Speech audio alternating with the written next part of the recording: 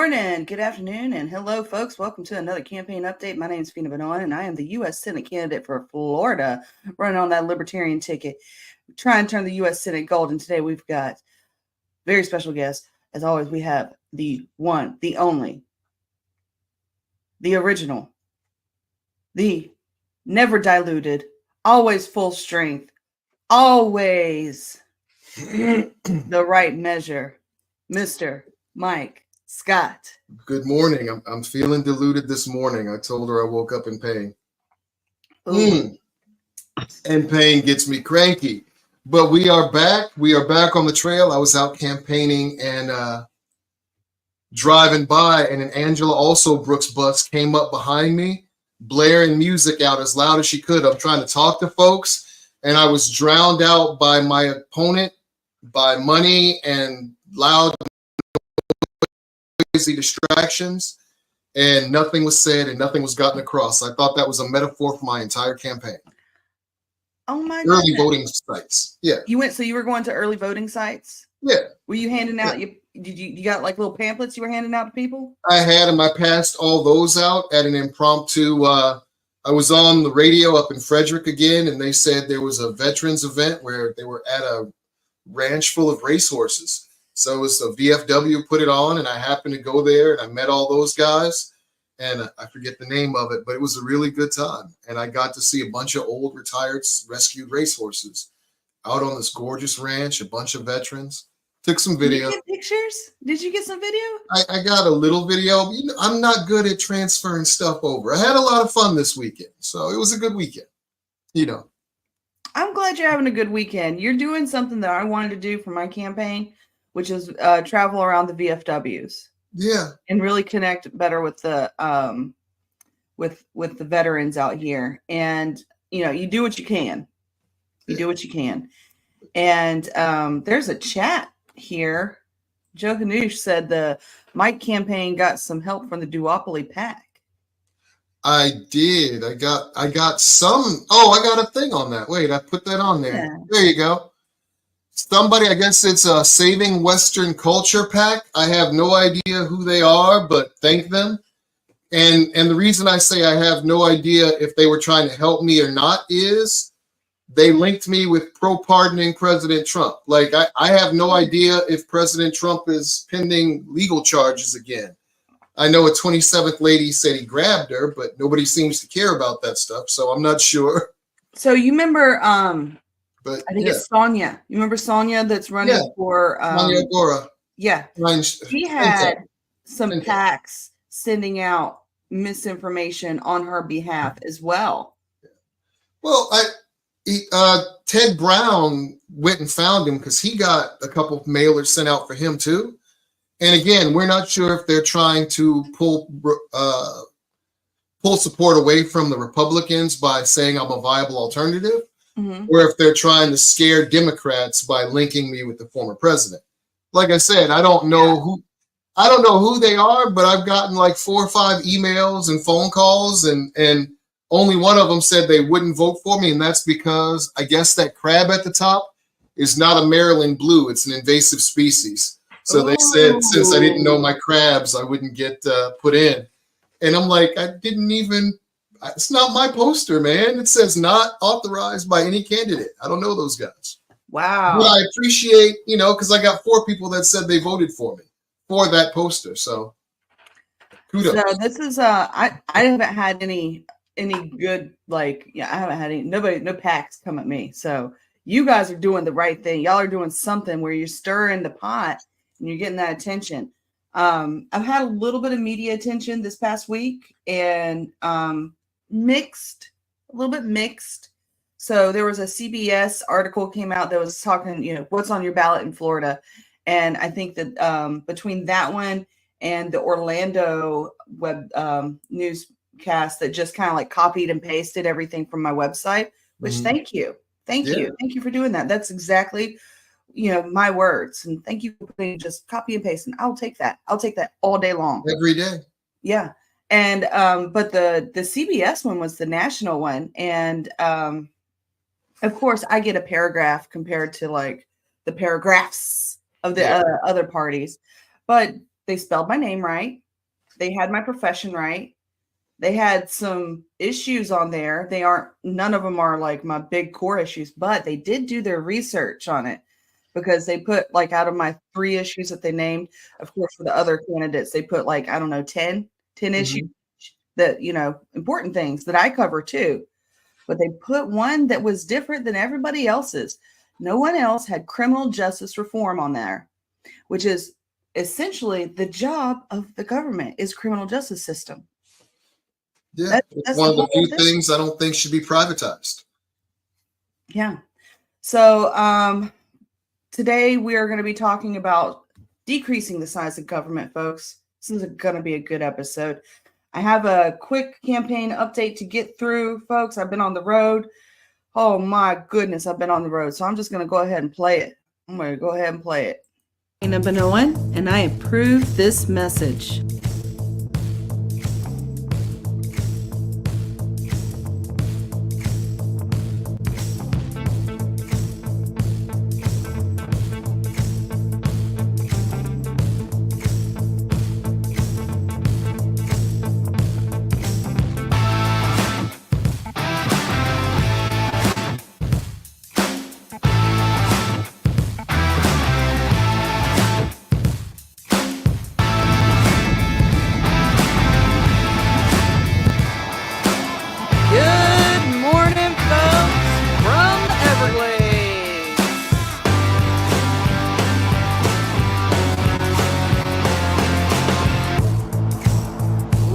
Swamp puppies. Looking for swamp puppies. Don't see any swamp puppies, but I know they're in there.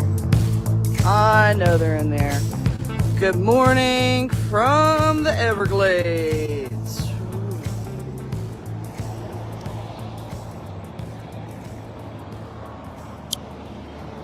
Good morning, folks. I am on the road, been driving since about 5 a.m. From Fort Myers, heading over, crossing the state again, getting over to Miami. I'll be in Miami today. Get your yes on 3 from me. Get your yes on 3 for me. Get your yes on 3, and don't you tread on me. Get your yes on 3 for me. Oh, yes on 3! Yeah! Vote Fina Benoit! Vote Libertarian! Go, go, go!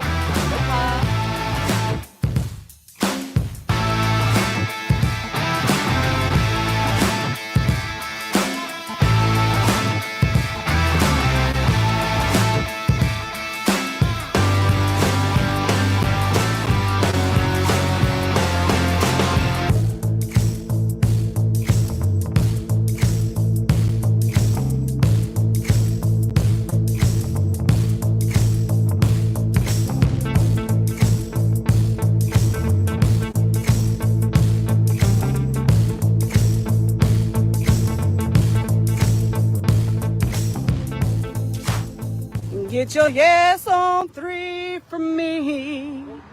Get your yes on 3 from me. Get your yes on 3, and don't you tread on me. Get your yes on 3 from me. Crusher, government crusher. Who's that? Nate, he's great. Who's that? Who's that? Say ho. Say ho. Slusher. Nathan Slusher? Yeah. Vote What? Slusher, the government crusher. Who's that? Vote Nathan, no taxation. Who's that? Vote Nate, he's great. Yeah! Yeah.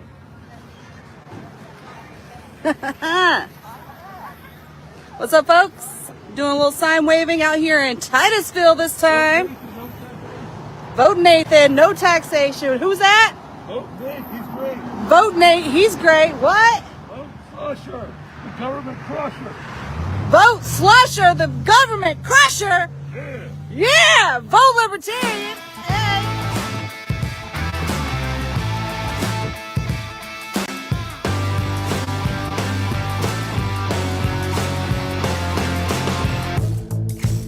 Can't support too many a day put in prison we've had to pay just for the sake of smoking a J. So this is what we got to say to turn the world on. our way. Hemp, hemp, hooray. Hemp, hemp, hooray.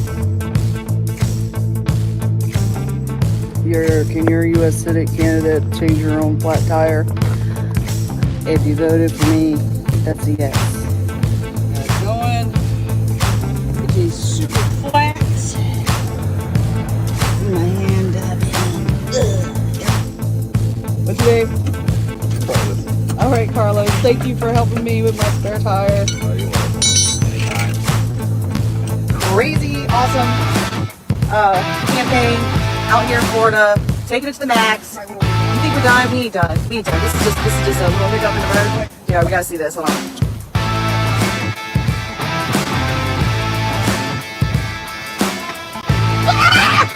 My ride or die right here.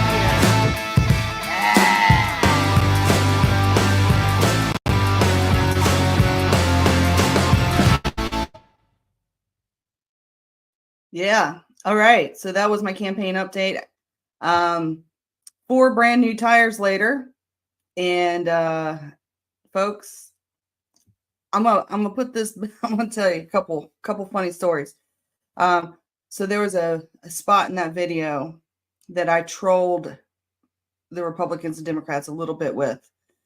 So I'm gonna be real with you guys. I'm out of money. I'm out of buffer money, everything. I'm out of signs. I'm out of t-shirts. I'm out of flyers. And so in Miami, I met up with Hector Ruse, and he had boxes of the Vote Yes on 3 stuff, like boxes of t-shirts, boxes of signs, boxes of handouts. And so I took my one last t-shirt that I was about to give Hector, and I draped it over one box. And I took my 4 last door knockers, and I placed them on another box. And then the box of signs, the big box of signs, I put my one sign, and I pulled it out just a little bit. And then I just posted it on social media, and I just said, yo, that's it. Just yo. I swear I thought you had a whole load of new stuff that you got in. No, sir. I know. And so does everybody else. And I've been getting comments on that post like, sweet shirt. I want one. Make sure you save me one. There's nothing to save. There's none. Speaking of comments, I thought you'd like that one. Yes. Thank you, Todd.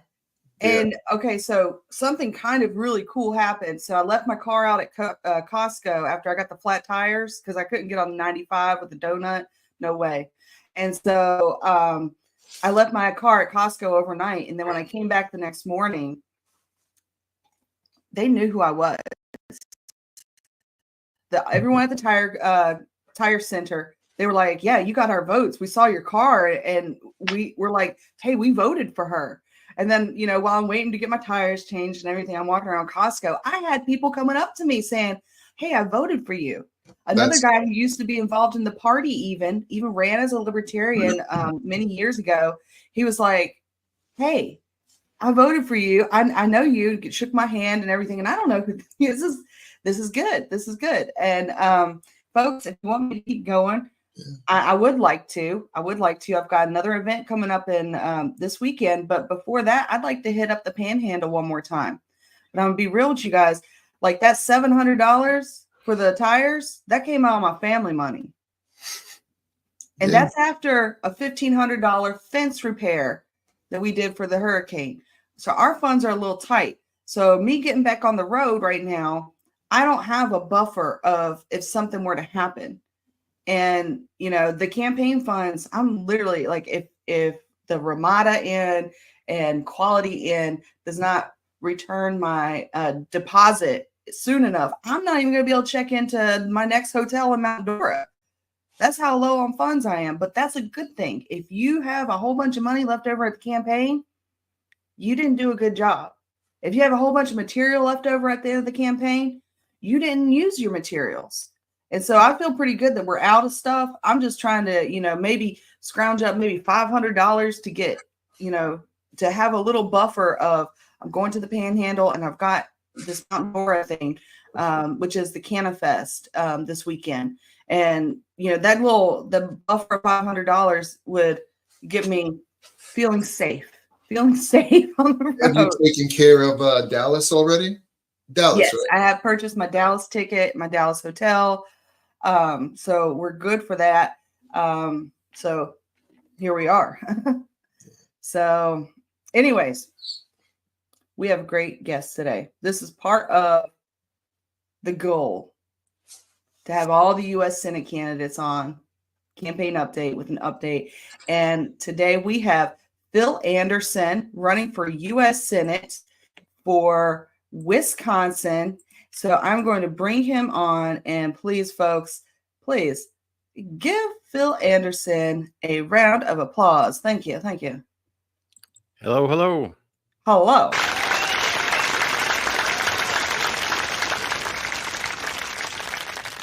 Nice to meet you, Fina. Nice to meet you, Mike. Welcome, Nice to Phil. meet you. Glad to meet fellow warriors. It's hard to run statewide campaigns, no matter the size of the state. It is difficult. It is a challenge, as you just outlined, Fina. And I've had the same thing. Actually, I blew a tire outside of La Crosse about 3 weeks ago and had to pull over in this little gravel parking lot next to a farm cornfield and change a tire myself, which I know how to do, but it was on gravel. So it was especially painful on my knees, jacking up the back of my car. That's the life we lead, right? That's what we chose. Yeah. Yeah, I got so far in changing my tires. I'd taken the flat tire off. I jacked it up, did all the hard work. And then this young man comes and is like, "You want me to help you?" And at first I was like, "No, you're not coming in and just sweeping up my sweet pile after I done swept the whole room," kind of like mentality. And I was like, "No, take a step back. Yes, yes, please help me, because I don't want to get back on my knees again." There you go. There you go. So, welcome to Campaign Update, Phil. I'm going to give you the solo spotlight if you want to give your 2-minute elevator speech, and let's go. All right, cool. Thanks. So I'm Phil Anderson. I'm running for U.S. Senate, Wisconsin, as Fina said. I am a Libertarian. I've been a Libertarian for a long time. Ran for a state assembly in 2014, ran for U.S. Senate in 2016, got a little over 87,000 votes, which is about 3%. Ran for governor in 2018, a state assembly in 2020, running again in 2024 for U.S. Senate. This time I'm taking a different approach. I am a Libertarian. I'm running as a Libertarian. However, my campaign slogan is "Disrupt the Corruption," because a lot of people misunderstand still what libertarianism is and what libertarians are. And I've tried to build somewhat successfully a coalition with people who are maybe politically disenfranchised or not happy with their candidates, and trying to build common cause with people that are, love peace, would normally vote Democrat, but love peace and hate the fact that one of my opponents, Tammy Baldwin, is a warmonger, or who want to drain the swamp, in my case, disrupt the corruption, but don't trust the Republican Senate candidate, Eric Hovde, and cannabis activists who don't always vote with us. All of the issues that we believe in and that we fight for, trying to find common cause and people that will vote for me as well, as opposed to falling back into the two-party mindset. And it's gone pretty well so far. 1 week to go. And the big news that came out a couple of days ago was the Senate race here is so tight that Baldwin and Hovde are now kind of neck and neck. And Baldwin just ran an ad that supposedly targeted me and trying to get Hovde voters to break off and vote for me on issues that she identifies as libertarian, but possibly also things that Hovde supporters might like. So I dropped that in the Google Drive for us to look at some point today. But I have it. Yeah, thank you. It's difficult to run in a swing state, and I don't know how much Florida and Maryland are swing states, really swing states at all. But I tell you what, everybody has been here. Everybody has been here like almost every day. We've had Trump, JD Vance tonight, not even a mile from where I'm sitting right now in Madison. We're going to have RFK Jr. and Tulsi Gabbard, Tim Walz, Kamala Harris, surrogates from other states, senators from other states, governors from other states. So that creates a particularly difficult environment to get heard in, because the press is justifiably at this point paying attention to the big names that are here. But the satisfaction I've gotten from running this campaign is being able to reach a lot more people that now understand what libertarianism is, or at least have understand that we're not just Republicans who smoke pot or, fake Democrats or whatever they want to call us. So it's gone well. Yeah. Well, let me pull this up, the video real quick that you supplied us, since we're going over some ads that have been running on our behalf. So let's pull this Get up. the facts on the candidates for Senate. Phil Anderson is a Libertarian candidate. He's trying to slash federal spending, stop government from regulating cryptocurrencies, end income taxes, and eliminate the IRS. Eric Hovde is the Republican nominee, a California banker. He wants to end protections for pre-existing conditions, pass an abortion ban, and increase health care costs for overweight people. And Tammy Baldwin is the Democrat, fighting for working families, working to bring down costs, protecting the right to choose, and getting law enforcement the resources they need to secure the border and stop the fentanyl crisis. Okay, we're gonna roll it back. All right, so when I first saw that, I somebody tipped me off Friday night or Saturday that she's running this ad, and it's not a television ad, it's a YouTube ad, but they've spent like $11,000 on it so far and gotten maybe 180,000 views, because you can look up Google ads on Google. They've got a transparency, whatever, that you can find out. You can't find out everything about the demographics they're attacking, but you can find out the spend and the duration of the ad. So clearly it's an ad by Baldwin to try to get Hovde voters to vote for me, right? Because so when I first watched it, I was like expecting to hear some kind of smear, right? Because I hadn't seen the ad yet. Yeah, like your part's like, you know? your part's like, yeah, I'll vote for him because exactly. she wants to bring down costs. How's she gonna do it? I know how. Right here. Both slash federal spending. Yeah, I'm like, I'm in. Keep going. Keep going. Really good. Yeah. And the interesting part too is this has gotten a little bit of airtime. There's a guy who has a radio show in Milwaukee, Dan O'Donnell. It's the most listeners of any AM radio show in Wisconsin. And he had me on about 6 weeks ago, but not intentionally. Some polling came out and he was afraid I was taking votes away from Eric Hovde in the polling. So he started talking about me on air and said he had an irrational hatred for Phil Anderson. So I called and we talked. And so I got about 15 minutes of positive airtime, and I kind of put him in his place a little bit. I didn't give you that clip because it's all audio. But anyway, so I sent him this last night and said, isn't this interesting? And he talked about it for about 15 minutes on his radio show this morning. So I've used it to get notice, airtime, my name on his lips some more, which should be really, really helpful for votes. Yeah, I mean, this is good. I mean, this is eliminate the IRS. Eliminate the IRS. This is how we do it. This is how we decrease the size of government right here. It looks good. Looks good. Get an A+ from me. And you guys know it's so hard to get coverage. I mean, it's so hard. All the forces are aligned against any third party or independents or whoever to get noticed in the press and to get mentioned, because not only are they intentionally corrupt, but they're also lazy. And we had a protest last week because they had a U.S. Senate debate and they only invited the Republican and Democrat because they set limits on fundraising and polling numbers to be able to get in that were unreasonable for anybody except for the Republican and Democrat. So we protested outside, had about 30 people or so live stream from there, but even that barely got any notice in the press. And how can you do well in the polls when they don't include you? Exactly. So we've been in the polls, in the Marquette poll anyway, and a couple of national ones, polling anywhere from 2% to 9%, depending on where depending on the demographic you're looking at.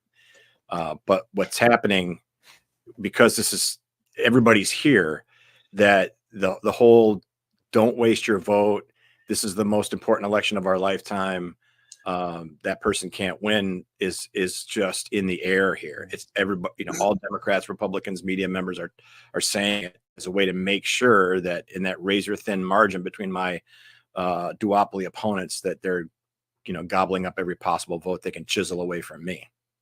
That's what people don't get. They act like the vote is automatically theirs and you're stealing a vote from one side or the other. I hate that. And they should really be trying to earn votes, because a vote for you is the right choice. I hope that those ads bring people to check you out and that they decide, wow, this guy's really reasonable.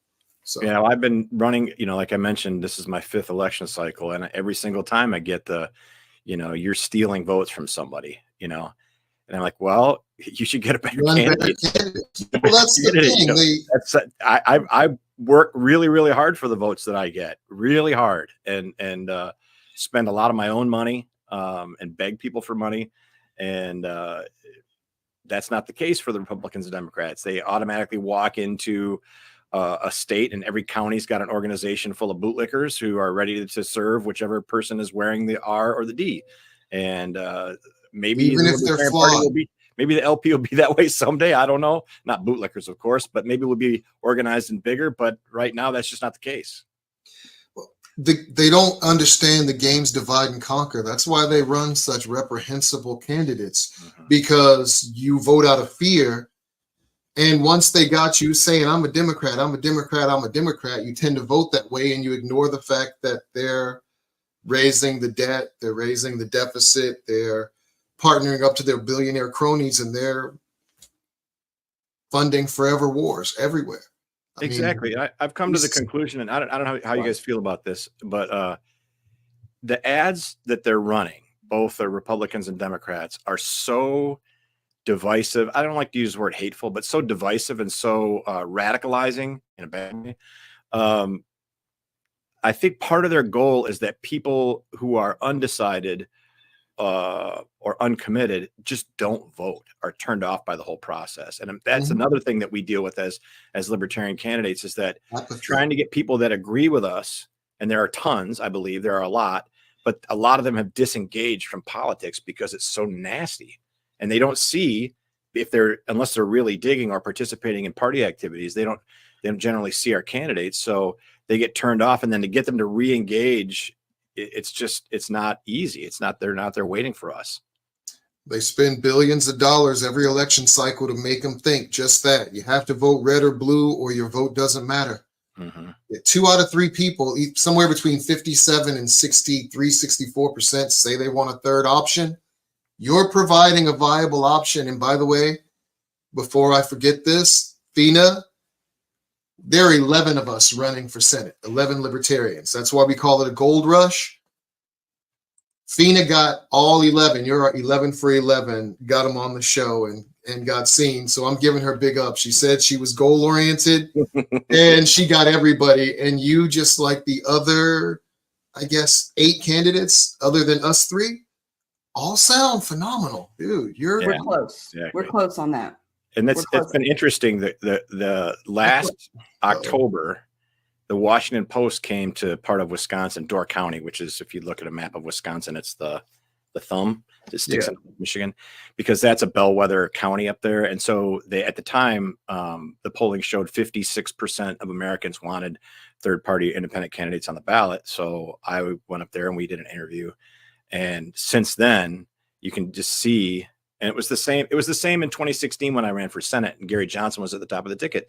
When the first polling that was done in Wisconsin, the Marquette University Law School poll, had us at 10 and 9%, him at 10 and me at 9%. And then they poll like every 2 to 3 weeks from the middle of July through Election Day. And it just kept going lower and lower and lower, despite our best efforts. And of course, we don't have the money that the big candidates have, but also it's that mentality and that media message of, well, you're fighting against Beyonce.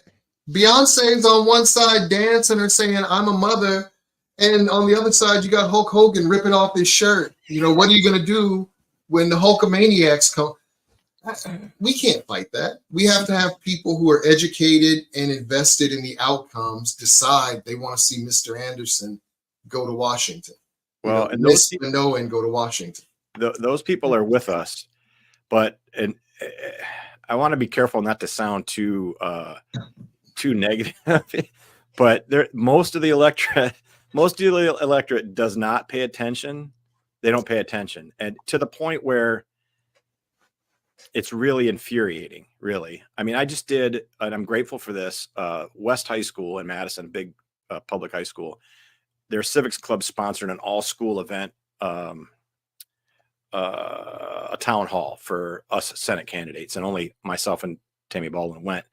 But in the story about that, the advisor, who I won't mention her name because I probably don't remember it anyway. The advisor for the Civics Club said the kids were having a hard time finding information about other candidates. And I was just shocked to hear that from a public school teacher, the Civics Club advisor, who I'm on the ballot, number one. And number two, we've spent a fair amount of money on SEO. So if you look at the ballot and see Phil Anderson, and then you Google Phil Anderson, U.S. Senate, the top 8 returns are my website, Ballotopedia, et cetera, et cetera, et cetera. They just didn't look.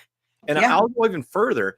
We had an event about 4 months ago in Northwest Wisconsin, and there was a guy who drove about 2 hours to get there. It was like a campaign event, but also for prospective candidates. A guy drove 2 hours to get there, sat next to me at the table, and then said, I'm not sure who's, and he says he's a libertarian. He says, I'm not sure if there's a Libertarian Party in Wisconsin. And I was like, I had to be nice, right? But dude, did you Google it? Because it's the first return too. Like, Google isn't be all end all, but it's a pretty useful tool to find out if things exist. But I've shaken hands with political reporters. I've shaken hands with them, brought them in close, handed them my card, and said, I'm Mike Scott, the Libertarian Party nominee for Senate. Talk to me. Come see me. And they've shaken my hand. They've been like, oh, that's great. Never heard a peep. I'm studiously ignored, not included in the polls. Mm-hmm. It's because they're corporate-owned media. They have messaging. They have an agenda, just like everything else. Yeah. And at the scale that we're dealing with, I mean, Madison is like the 120th largest market in the country. Milwaukee's like, I don't know, 40th or 30th or something like that. But even here, the reporters at this level, they're not really concerned about journalism. They're concerned about, you know, looking good, sounding good, and ascending the ladder to bigger markets and more money. And they just don't. They're not interested in doing their jobs. And there are a few exceptions. There's a very progressive guy in town, John Nichols, who's on MSNBC sometimes, who writes for The Nation, or is one of the editors of The Nation or whatever. He'll talk about me, you know, that we should be included. So there are a few journalists still out there, but for the most part, anybody who's associated with television especially is just vacuous nonsense. You can't even get the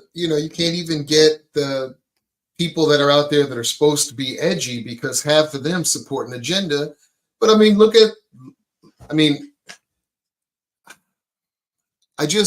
our party is going through interesting times. Oh, Lord have mercy. Interesting times. And it's okay. The fact that a libertarian is actually talking to the president, embarrassing. I'm cool with it. I hope she goes and talks to the vice president also to get her opinions on things. And I hope they get to have a sit down. And I'm praying for both the president and the former president and the vice president, because I don't know what's going on. And I don't know who's on whose team anymore, because the teams just got shook up. Yeah. But we're going through the same thing in-house. And it's interesting, to say the least. But if we can't get our message out there and make it resonate, then our message, doesn't deserve to resonate, because the internet is flat. This is our best time to win without money, with just going out and saying stuff like you're doing right now. Yeah, exactly. And it has to be all about campaigns. The politics, libertarian politics, doesn't get noticed or mentioned outside of campaigns, really, right? So we have to have candidates.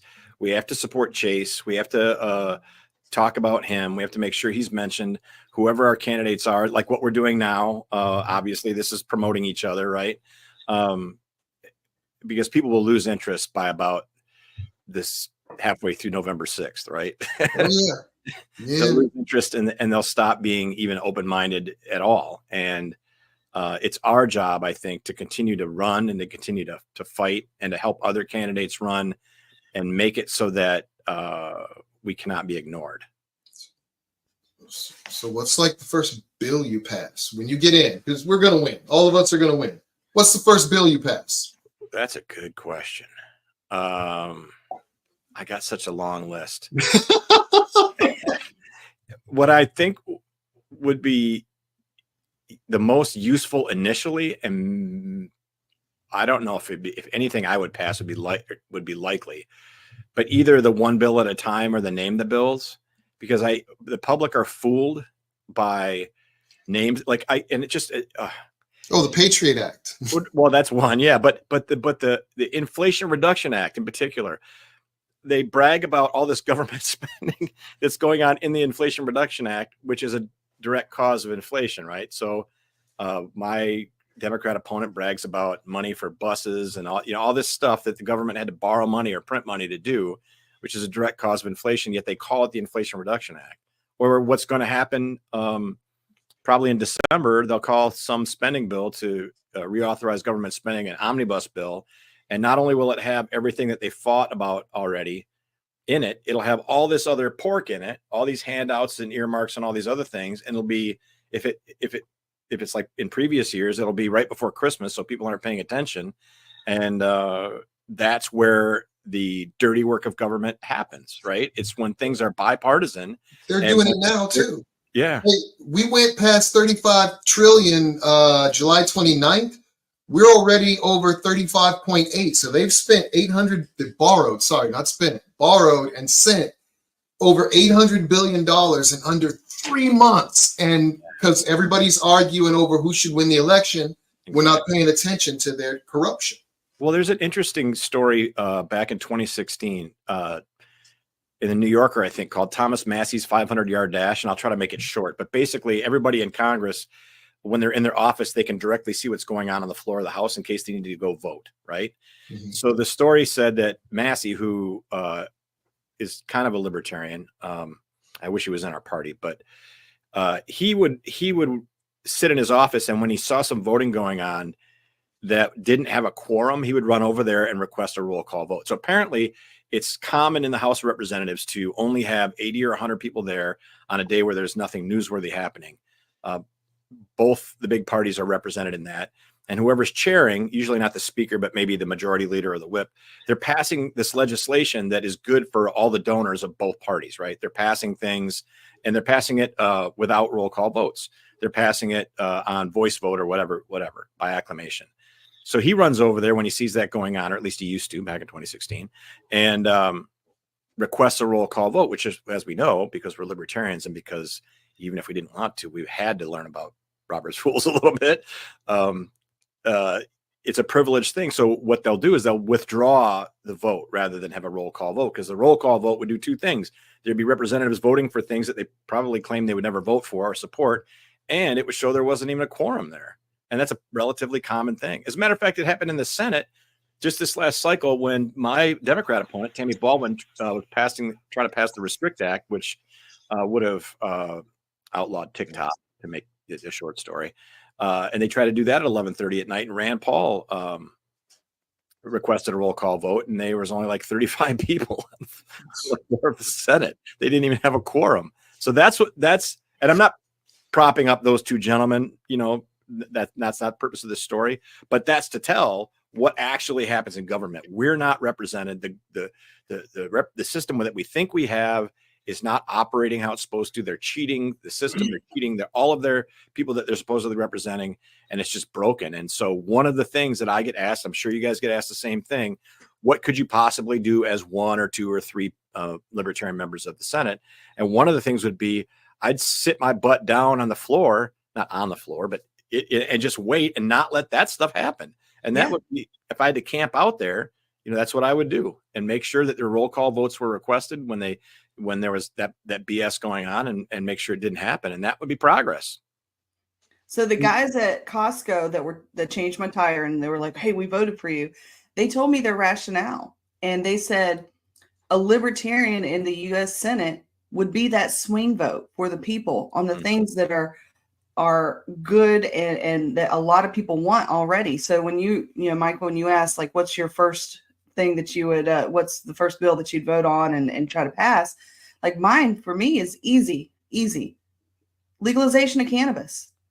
There's already support for it on both sides. We just need that extra little vote. And that's one thing that I can be proud as a libertarian to do. Go ahead and vote to free the trees. So I'll vote with you. I'll be with you. I mean, because that leads to campaign, or that leads to you mentioned criminal justice reform. Mm-hmm. There's a lot that goes and flows from decriminalizing, legalizing cannabis. There's a lot that comes from that, a lot of positive good in terms of incarceration rates and the effect it has on families and the racist aspects of how it started and continue to be. All those things flow from making it legal again and not taxed.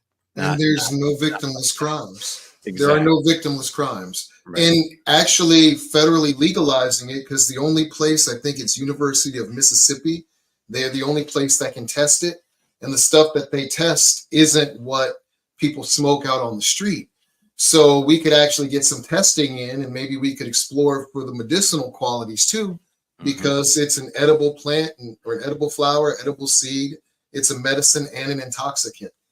It should be studied like the miracle drug it is, not hid away so that, I don't know, we get.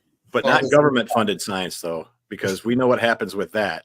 You look at the nutrition science from the 1960s that ended with that's, started that inverted food pyramid that's led to 200 million people being poisoned with type 2 diabetes as we speak. Oh yeah. And along with the COVID stuff too, that's got to be allowed independent testing, not the government saying, okay, we'll spend money on the NIH to study it or whatever, because they'll come back with the results that they want to, right? That the donors want, not what the people want.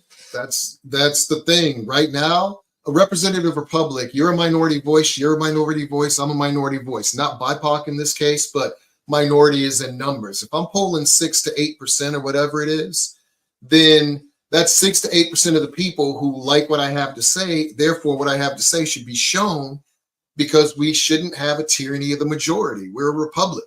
And the fact that they silence our voices and the corporate media is complicit, and you have to be rich or bought to get one of the duopoly seats, it means government cannot represent us. It cannot represent us, because you have to be on their agenda to get in.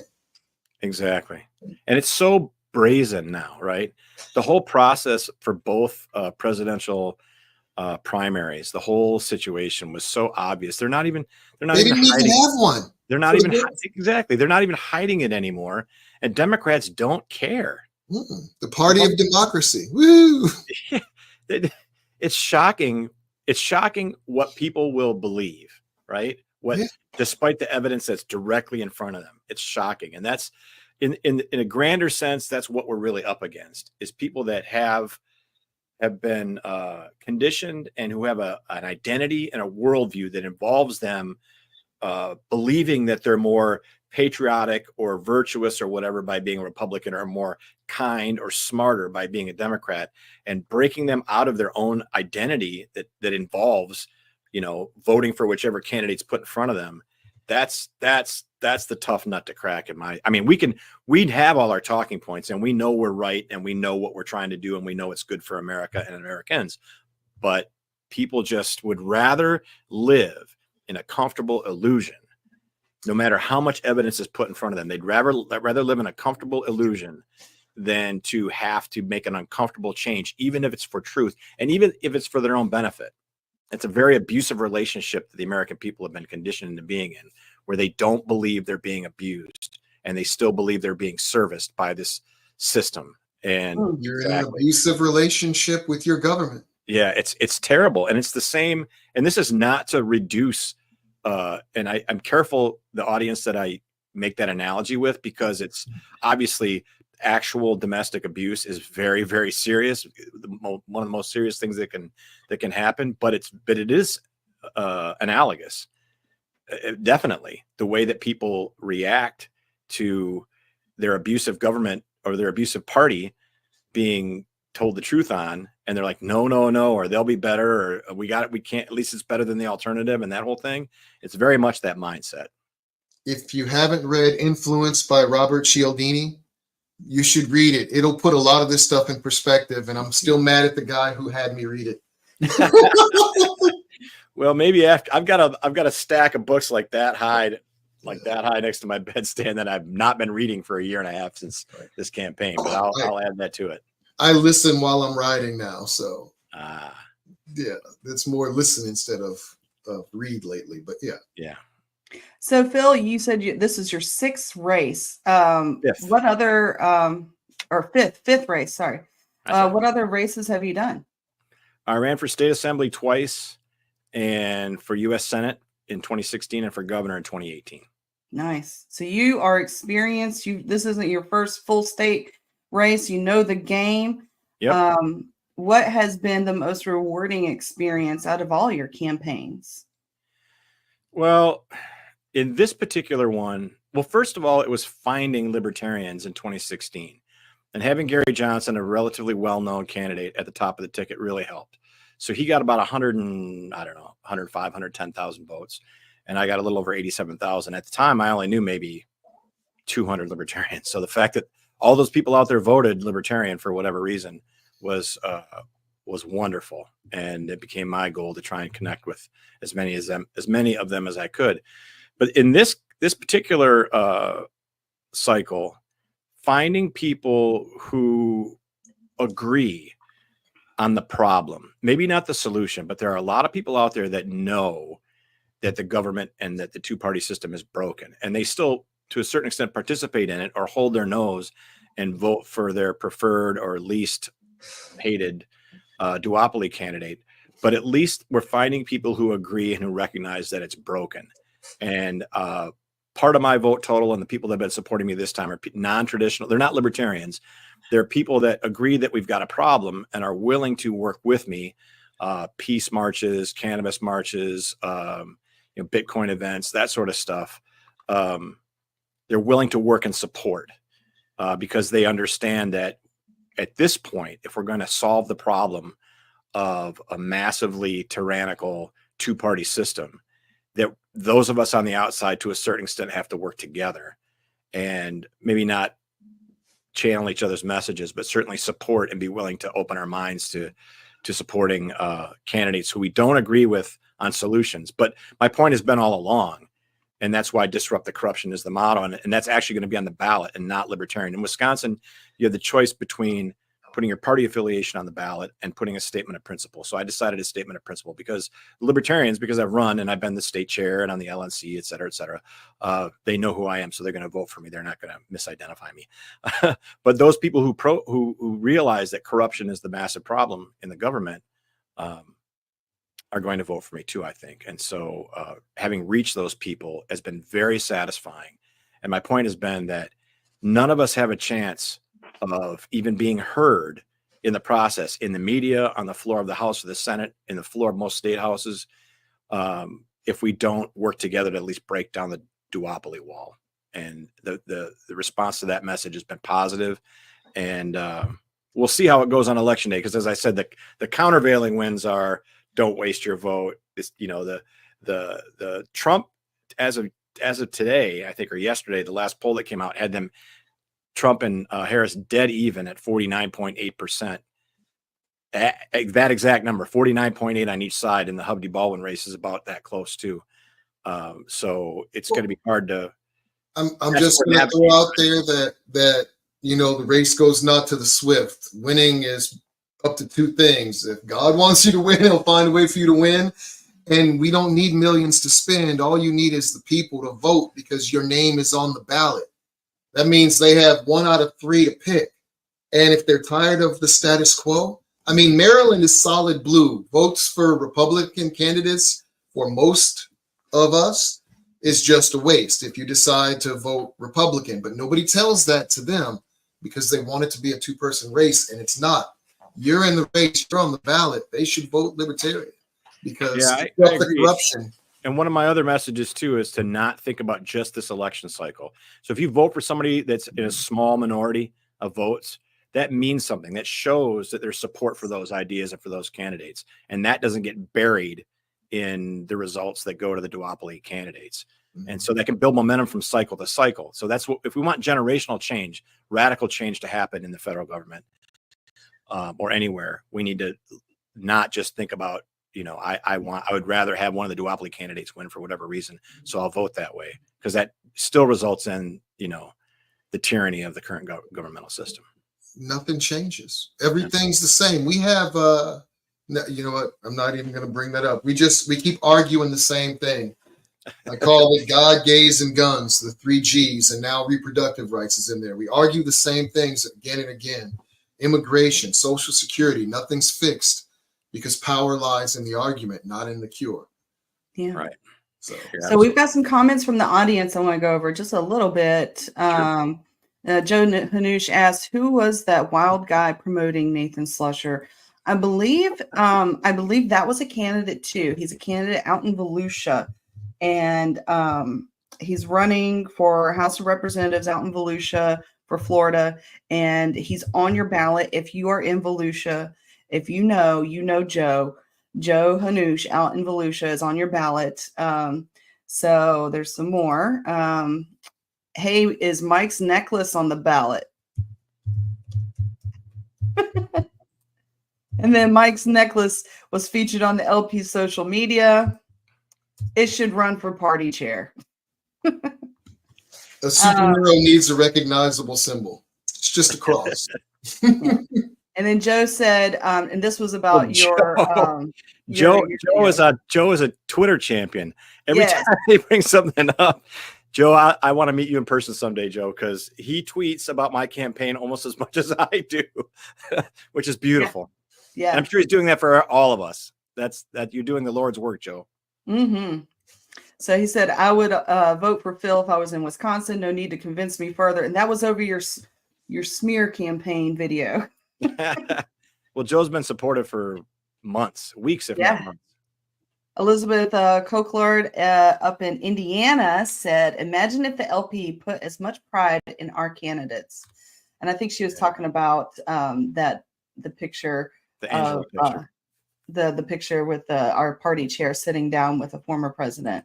Yeah. And then battered voter syndrome. You just don't know them like I do. They really are a good party. Yeah, you just don't know. I'll use that battered voter syndrome. That's perfect. Wisconsin has some of the most amazing libertarians. Yes, they do, Elizabeth. I love Elizabeth. Well, she's been here a couple of times too. We've met. I think we had dinner together at our convention last year or the year before. Got one more from Elizabeth. Indiana has a GOP supermajority, so Republicans are resting on the R next to their name and refuse to debate or show for public forum. Yeah. So you said there was a debate for your race in Wisconsin, correct? Yes, it was sponsored by the Wisconsin Broadcasters Association, which, of course, their best customers are the GOP and the Democratic Party this time of year. So they set the limits at you have to have raised $500,000 and be polling at 10% before they'll invite you.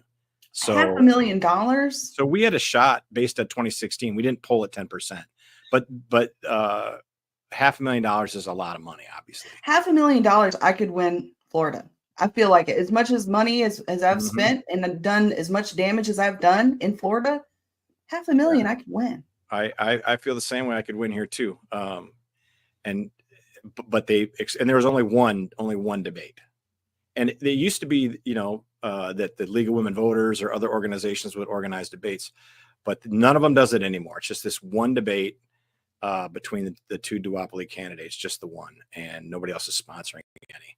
And they just told lies about each other the whole hour while we stood outside, our group of 30 people or so. And we actually live streamed the debate with me using StreamYard and me giving answers in real time to the questions. And my answers were, of course, infinitely better and more. Whatever. That's why you're not on the stage. See? Yeah. Well, yeah, exactly. That's really the point, is that they would rather, and this holds true for any race like this, they would rather tell lies about each other and stick to their talking points and not address the real systemic problems than to have anybody come in and start talking about war and peace, legalization, the other issues I mentioned with how government's running and how Congress runs.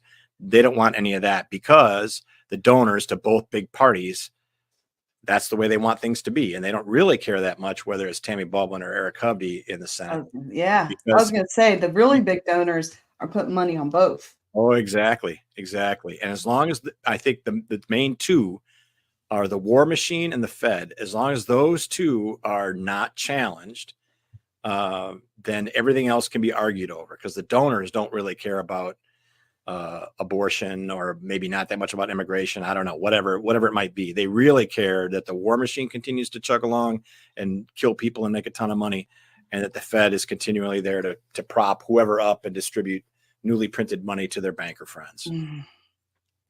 That's what makes the world go around right now. The American empire, banks, and war. Well, Phil, I'm going to give you the solo spotlight one more time because we got to get to our Chase Oliver update, and tell folks where they can find you. I got it scrolling across the bottom.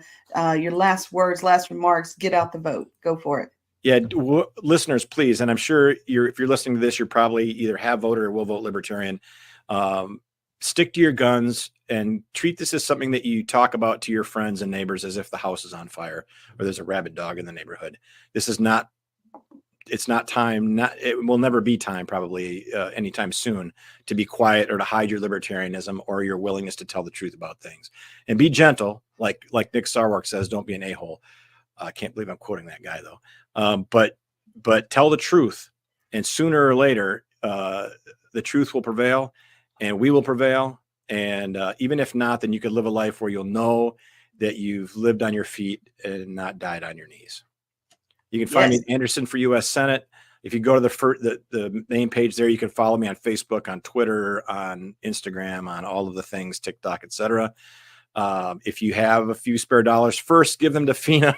Fina sounds like she's in more campaign financial trouble than I am, but I could use some dollars too to finish out this last week. We're running Google ads. We're running all kinds of stuff that could use a little more money behind it. So feel free to go to my website and donate. Either dollars or cryptocurrency are both available. And please just stick with your guns and be patient. Think beyond election cycles and think more about generational change, and stick with us in this fight. All of us. And Libertarian, thank you so much for running, man. Well, thank you guys too. I know how hard it is, believe me. And the things that people say about us and misunderstand and lie about, and we don't have the ammunition or the money to always, get our arguments, our responses heard. So it's an open platform for them to lie about what libertarians are, and that stinks. But all we can do is what we can do. Yeah. All right. Thank you for coming on Campaign Update. We'll Thanks, check back in with Thanks, you Mike. later. In a world where tyranny spreads like a virus, a movement to restore your liberty grows. In Chase Oliver's America, you can say goodbye to high inflation, lockdowns and mandates, and endless wars. The middle class grows stronger when they get to keep their whole paycheck.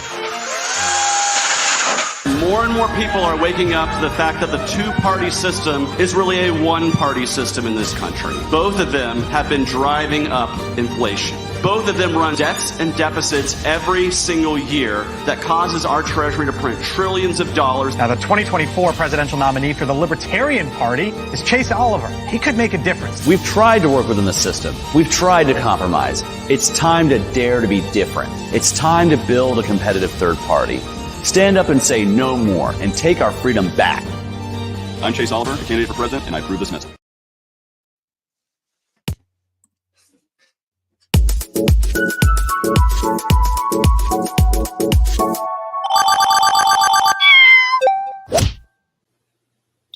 Hello, Amber. Happy Halloween. Aren't you spooky? This is me all the time. I got a brand new computer set up, so I have all the things now. All the things. All the things. All right. So what is going on with the Chase Oliver campaign this week? Well, Chase is going to El Paso to do a forum on Palestine. And then we are working on get out the vote efforts. Yeah. So what's he been doing this week? What's he been doing this past week? So we went to California. Okay. You know me, you know that's my favorite place on earth. Not really. I do not like California, but we had a really good turnout. So I'm gonna start with pictures. So we went to the Abbey and had a little meet and greet there. It was good. Probably 30 people responded. And I couldn't put all the pictures in here, but we had a lot of pictures. Yeah, Ovens? Ovens, yes. Oh yeah, California. This is from after the free and equal debate. That was actually the night before. Okay. So it was the night before, and then we did the free and equal debate. But Ovens came to the free and equal debate too, and Mimi. I was very glad to have a friend to sit with. He was talking, and then when everything wound down, that was the group that was left. Yeah. And then here is the pictures from Free and Equal. Get a little blooper in there. I love the cat meowing. Oh, you hear Luna? Oh, yeah. She was very soundly asleep on my desk, not causing any chaos. And then I got on here and she's like, She's just saying Chase is the cat's meow. he is though. All right. Yeah, I want to say about the free and equal debate. I want to say a little bit about the free and equal debate because I listened to it. I was driving through the Florida Everglades, listening and watching that, had it cranked up. And I know that there was, there's definitely some folks that are, criticize the format of the show, but I loved it. I loved that they were incorporating art and artists into it instead of having, Baywatch commercials and football commercials and the artists, some of them were better than others, but there was one song that I'd never heard before by Shania Twain, and a Native American woman sang it in a cappella, and she dedicated it to the children in war-torn countries like Gaza. And I was driving and it got a tear out of me because it was just powerful. And it was right after they were doing the debate about immigration, and Randall Terry had, basically said some pretty extreme bigotry stuff. And Jill Stein came back and was like, no, she called him out and she was like, I repeat you. I was like, yeah, that's got cold chills with that. And then it followed up with that song. And I was just like, it had my emotions, and that's the power of art. Art can affect you in a way that can really resonate within your soul and make ideas and whatever the communication is really sink into your level. And I just thought it was great. I thought Chase Oliver did the best on immigration. I thought that debate really highlighted the differences between the Green Party, the Libertarians, and the Constitutional Party. And I feel like Americans are looking at, if they're looking at these alternative candidates, I really feel like Chase Oliver's got a really good shot for this, a really good shot to circle in and corral those votes our way.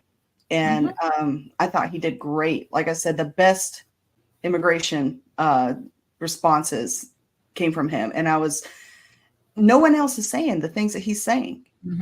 He's saying the things that are apparent in that, immigrants come over and make our country better. Our country is founded on immigration.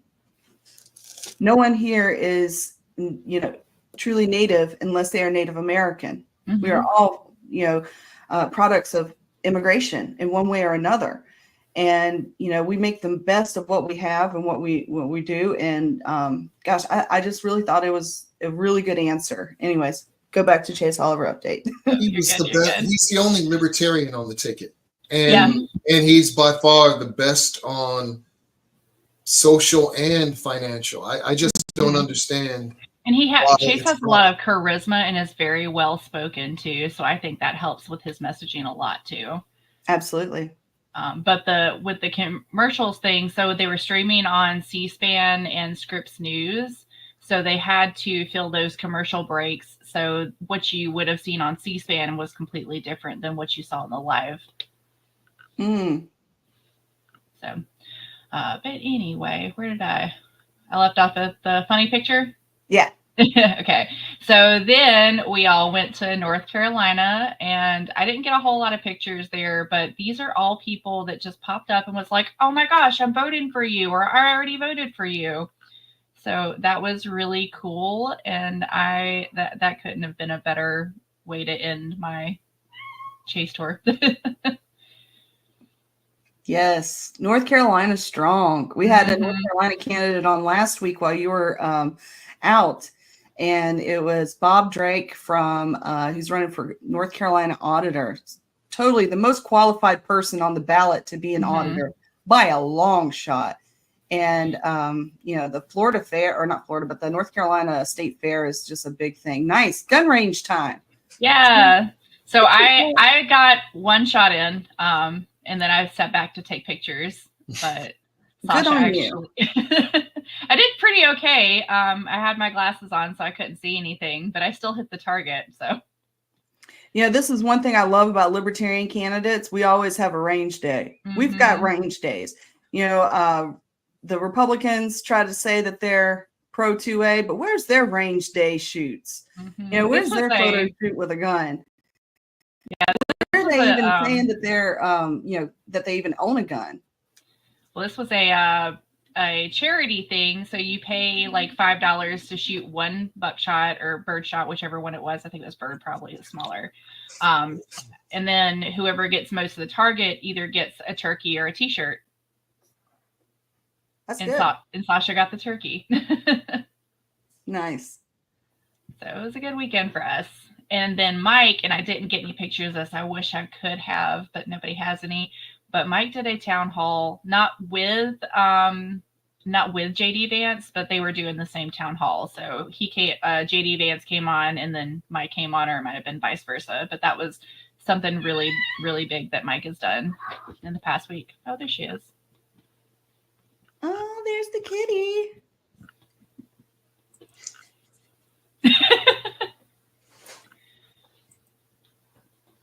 You know, it's funny, when I made your intro, I don't think you had a cat yet.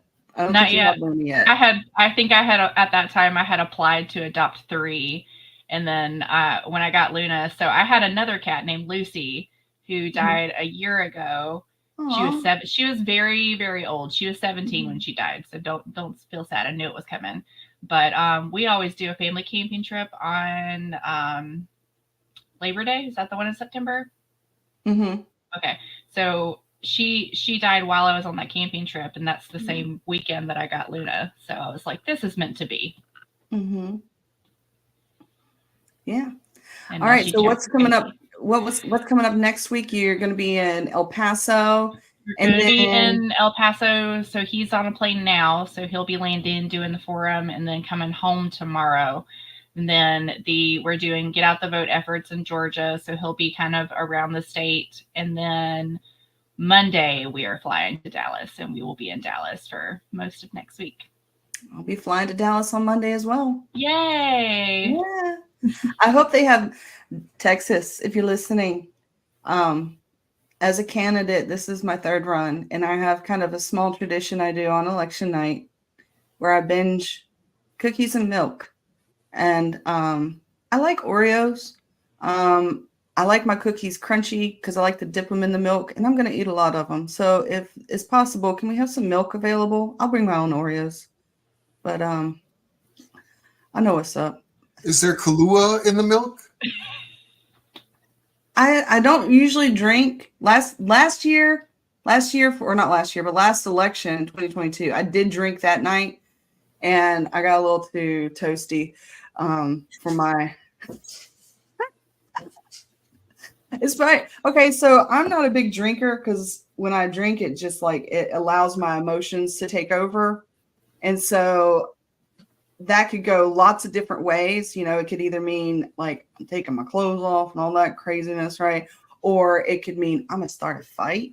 Nope. Or it could mean no more. My beer. And we do not add whiskey to Fina. We leave Fina away from the alcohol. You know, she gets one a night, maybe one. Yeah, like wine, maybe. But even then, like I'm walking around with purple teeth, like, hey. I'll be right there with you. My limit is 3. 2 is tipsy, 3 is drunk for me. I can't do it. Yeah, exactly. And there's such a fine line. You can't. 3 is like it might be stumbling, and 4, I'm definitely gonna hurt myself. I'm gonna fall. Yep. I used to be able to drink enough to kill a small rhinoceros. Right. When I was in college, I could actually drink men under the table, no problem. Like I always, when we went downtown, and this was UGA, whenever we went downtown, everybody's like, "Oh my gosh, you're drinking Guinness," and I'm like, "Yeah." But I'd have like 12 of them in one night and be fine. Now I can't do it. I had a thing for that, and it was, I didn't know if I was going to actually put it out there, and I guess I didn't put it out there, but it was a Gen X thing. showing everybody else going crazy, and then Gen X was sitting there with a martini, and it was the chick from Will and Grace, sitting back with a martini, relaxing, while everybody else was, going loopy. Yep. I didn't put it up. All right. Well, Amber, next week we'll be talking live from Texas. Yay. So I need to block out. We need to, I guess, just let me know how to do that in person. Okay. So what I'm thinking for next week's episode. All right, Mike, I know you said earlier that Phil Anderson was the last. He's not. He's not. I swear every time I look at the list, I'm like, I missed somebody else. So yeah, I'm going to do something I said I wasn't going to do for the show, and I'm going to do some recordings.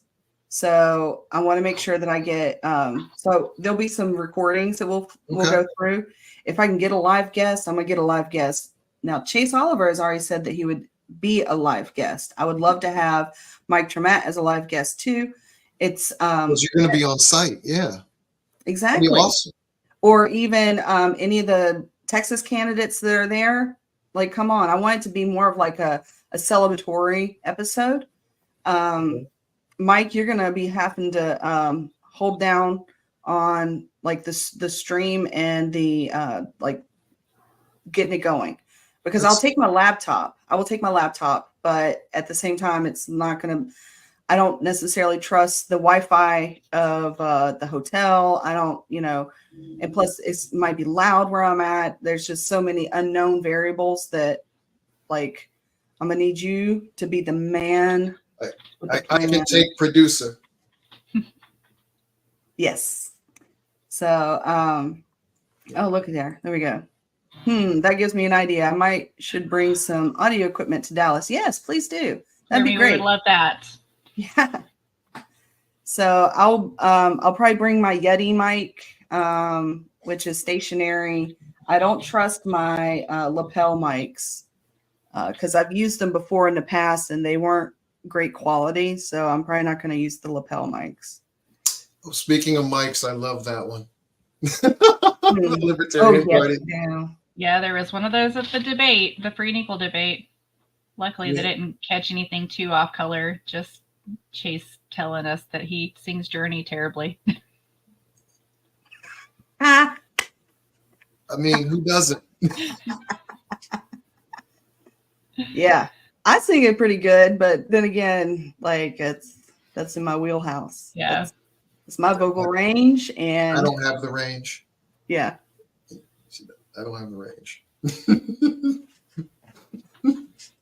Well, we've got another guest coming on, and I've not heard from them, Amber, but I will let you. I'll let you go while I try to find where our next guest is, and if worst case scenario, we'll go. Mike and I will just debate some issues and play some commercials if our guests don't show up, because that's the name of the game.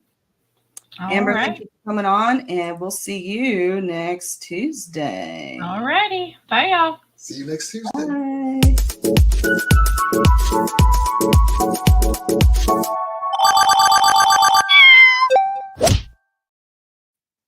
All right. So our next guest should be, let me pull him up. It is Jordan Roden, who's running for Congress out of Missouri for the 3rd district. And I know I sent him an email, and I'm going to try to search through my my chats and try to find if he's responded. But until then, let's play a commercial. Mike, you pick commercial. Oh gosh. I like the one where you're sitting staring into the camera with the braids. Oh, you like that one? I like that one. I'm Fina Benoan, and I approve this message. Imagine if we had the same enthusiasm for building rockets to go to outer space as we do for rockets with warheads to go to foreign countries.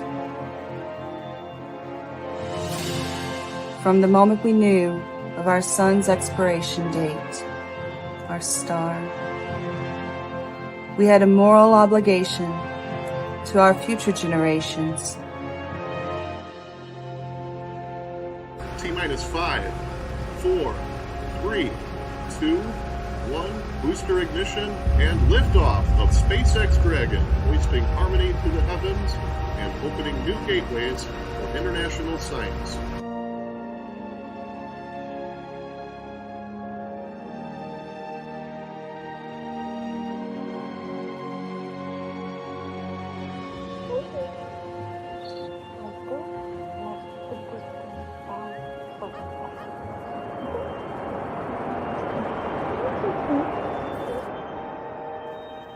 To work together and find a way to escape this peril. It's bigger than one person. It's bigger than a generation. From the moment we knew of our sun's expiration date, our star, we had a moral obligation to our future generations to work together and find a way to escape this peril. This is bigger than one person. It's bigger than one generation. But if we all do what we can, when we can, together, we can save the future of humanity. Okay, so Jordan is still trying to get in. I'm resending him the link. By the way, it's completely true. All we have to do is decide to work together and decide that we want stuff better. We don't have to be in lockstep 100% on every freaking issue. All we got to do is go, you know what? All of us want to shrink government and lower taxes, and we can figure out the rest. Mm-hmm. Because transparency, corruption, and taxes, we got real issues we can attack before we go after the stuff that we want to fight about. Amen to that. I'm going to play another commercial, see if he comes back on. I'm going to play Michael White's commercial because he's got a really winnable race and we can't promote him enough. Just, let's go. I'm out here on a very windy afternoon in front of the Arkansas Capitol building here in Little Rock. And if you're not from Little Rock and that building looks familiar to you, well, there's a reason. You see, when construction began on it in 1899, the idea was that it would be a replica of the U.S. Capitol building. And when construction completed in 1915, that's exactly what we got. It really is an absolutely gorgeous piece of construction. The exterior is Batesville limestone, quarried in northwest Arkansas. Inside, there's marble and granite from Alabama all the way to Colorado. There's even 24-karat gold-plated Tiffany chandeliers inside that building. My favorite part of its construction, however, is the exterior brass doors. They're kind of obscured by this tree, but when you're coming up from the river in the morning and the morning sunlight's hitting them just right, it's absolutely gorgeous. Now, I wish I could tell you that the things that came out of this building were just as beautiful as its construction, but I can't. Namely because government's job isn't to create beauty or ugly or good or bad. Government's role in a free society is to secure the rights that you and I are born with. And we are born with rights. We have rights that precede government. Obviously we do. Because think about it, that building didn't give birth to our ancestors. Our ancestors gave rise to that building. The Arkansas Constitution didn't create you and I. It was our ancestors who created the Arkansas Constitution, and you and I who amend it to this day. Now, governments and buildings and people in buildings like this, during times of crisis especially, do not have a great track record of securing those rights. In fact, during scary times, they've done horrible things, like throwing people into internment camps when they were of a different nationality, forbidding their speech, compelling their speech, taking their property, compelling their labor, conscripting them into military service, preventing them from peaceably gathering and assembling and worshiping how they wish to, disarming them, throwing them in cages, in boxcars, and sometimes killing them. This isn't hyperbole or vitriol. This is just the objective truth of what petty tyrants and buildings just like this have done throughout the ages. Now, we know that times are uncertain, and we certainly have some uncertain times coming. I think we all agree that the economy is not as strong as the media would have us believe, that we have these rising tensions in the Middle East, Russia, Ukraine, China, Taiwan, North Korea.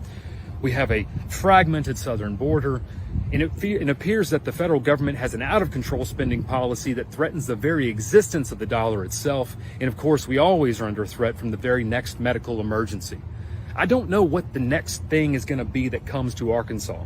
I don't know what it's going to be, but I guarantee you this, no matter how scary it is, if I'm in that building, I'm fighting to defend your rights. I'm fighting to make sure you're not disarmed. I'm fighting to make sure you keep your free speech, that you own your property, that you own your labor, that you have the ability to peaceably gather and assemble and worship how you want to worship and live how you want to live, so long as you aren't hurting anybody. I promise you, that is my oath to you, that I will be in there defending you as long as I can stand and breathe and have a heartbeat. But here's the deal. I can't get elected into this building if I cannot get my message out. I have 30,000 people in my district. Roughly half of them are voters, and I need to let them know about this principled liberty message that we are running on. So please, I'm asking for your donation. We need to raise $6,000 in the month of August alone. We are far from making that goal. There's about 4,500 of you that follow me on Twitter, X, whatever you want to call it, about 10,000 that follow me on Facebook. That's roughly 15,000 people. If just 1% of you gave $50, we would basically be where we need to be. Now, look, I know times are tough. I know that other campaigns have your financial interest. I get it. But I'm going to remind you that you cannot buy your rights back. You can't buy them back. However, you can invest in defending them today. And any U.S. citizen can donate to our campaign. And you might be saying, well, Michael, I don't live in Arkansas. Why do I care about what happens if you get elected to the state house or not? Well, here's why.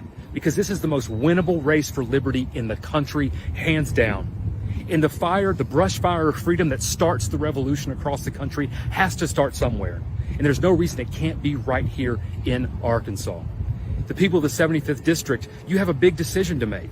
You can vote for more of the same old, or you can vote for someone like me who is committed to defending your rights and relegating government to its proper role. So please, I'm asking you, I am begging you, I am imploring you, needing your help and your financial assistance to make sure that I can win this election in November. So visit our website, mw4liberty.com/donate, make a financial contribution. $25, $50, $100, $500, $1,000, $3,000, $3,300 is the max. Anything you can give, I promise you that I will do my part, that I will conduct myself with integrity, I'll advertise a winning message, I'll knock on doors, and I will be available to the constituents that I am aiming to serve. So please, make a difference today. Be the type of ancestor that your future offspring look back on and go, they did the right thing at the right time for the right reasons. The future of liberty depends largely on you. Visit mw4liberty.com/donate. Choose liberty, make history. My name is Michael White, and I approve this message. All right, we have our guest. All right, I'm going to bring Jordan. Are you ready to come on? Thumbs up. Okay. All right, folks. Jordan Rodan from Missouri. Big round of applause. It's Rowden. I get Rowden all the time, so no big deal. But just thought I'd clarify. Yeah. Thank you. Thank you for correcting me. No worries. So welcome to Campaign Updates. I'm going to give you the solo spotlight. If you would tell our audience members who you are, what you're running for, and what are some of the top issues in your district and how to find you, and go. Yeah, I'm Jordan Rowden. I'm from Central Missouri, small town. Grew up in a place of like 700 people, but been in Missouri my whole life. I'm running for U.S. Congress in Missouri's 3rd District. I've spent some time in some ministry work. I've got a bachelor's degree in financial services, so I did some work in that before that. But yeah, I spent 3 years in the inner city of Milwaukee doing ministry work, and then just kind of been back in Missouri the last 5 years doing different self-employed things. I do online sales and some other just kind of gig work at this moment. But growing up in Missouri, I've just kind of always, the small town rural areas, they want to be free. And for my whole life, I was told that the Republicans wanted small government, and then just getting lied to after election after election, never actually seeing small government, kind of decided to, they weren't the party for me anymore. And then I got more familiar with the Libertarian Party, We didn't have anybody running in this area this election cycle, so I decided to throw my hat in the ring. And so it just kind of been going through that kind of process. Had a lot of help from the St. Charles Libertarian Party group. They've been very helpful in my campaign and getting me connected with different things. So yeah, and then just kind of the few different issues that we face here in Missouri are, one, the economy. I think that's pretty high on everybody's list with the way inflation's been the last few years. You know, and we know why that is, because, you know, government spending, printing money. I think a quarter of the, you know, dollar that's out in the public now has been released in the last 4 years. So, and then, which also brings us to the, you know, the government spending side, the debt. So I've been really pushing, you know, that the debt, you know, which sits at now $35 trillion, is the biggest threat long term, and just kind of connecting those two with the inflation and the debt and what really causes that. And then immigration is also a big issue. I know a lot of people kind of in this area, they don't care if people come who want to be, you know, productive citizens. So that's another place I can meet them at. You know, the Democrats right now, we just have anybody coming in. We don't know if they're, you know, terrorists or not. No background checks, nothing. And then, you know, the other Republicans just kind of shut it down completely. So I try to meet them in the middle with more of an Ellis Island style immigration system, where if people want to come in and be productive, you know, members of society, they should be allowed to come in. And most people agree with that here. They don't have any problems with people coming and doing stuff like that. So yeah, so those are my two main things I find out here in Missouri that people question and want to know what I would do to approach those deals.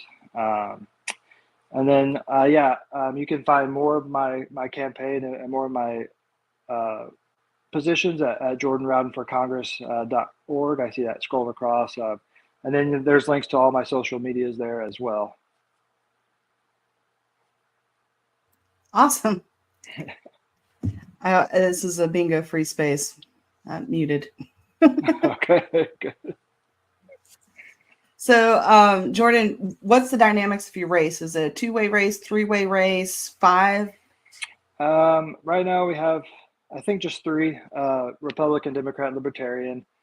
It's a newly drawn district. It was, you know, gerrymandered after the last election. The current holder of the office, he's retiring. So that was another bonus for me to kind of jump in. You know, when you're facing an incumbent, and especially third party trying to convince people to switch, it's even more difficult. But with it being an open seat, people are a little more open to hearing about third party and the issues. But I think last election it was like 67% Republican.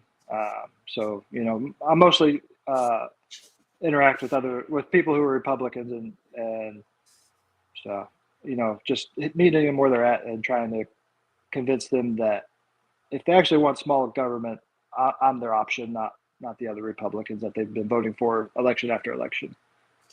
You should reach out to the Democrats on the other side and tell them the same thing, and add, I'm also the only one who's going to give you all your liberties all the time. Right. Yeah. We do. I mean, I don't run into them as much. When I do, that's kind of what I hit them with. And it's like the same with, like, because when you're dealing with them, you get abortions, kind of a big issue right now too.